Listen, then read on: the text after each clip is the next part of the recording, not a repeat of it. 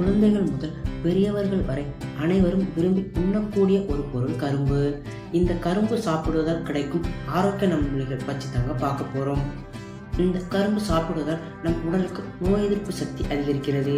நமக்கு சாதாரணமாக ஏற்படக்கூடிய காய்ச்சல், ஜலதோஷம் இதிலிருந்து நம்மை பாதுகாக்கிறது. கரும்பில் அதிக அளவிலான மினரல்ஸ் இருக்கிறதுனால இது பற்சொத்து ஏற்படாமல் தடுக்கிறது.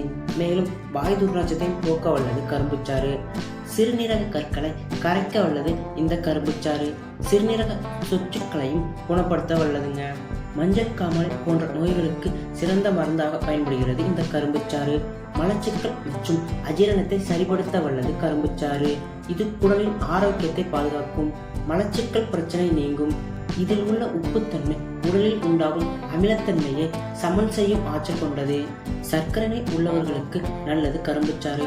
பொதுவாக சர்க்கரை நோய் உள்ளவர்கள் இனிப்பு சாப்பிடக்கூடாது என்று கூறுவார்கள். இதனால் சர்க்கரை நோய் உள்ளவர்கள் கரும்பை தவிர்ப்பார்கள். ஆனால் இதனை சாப்பிடலாம்.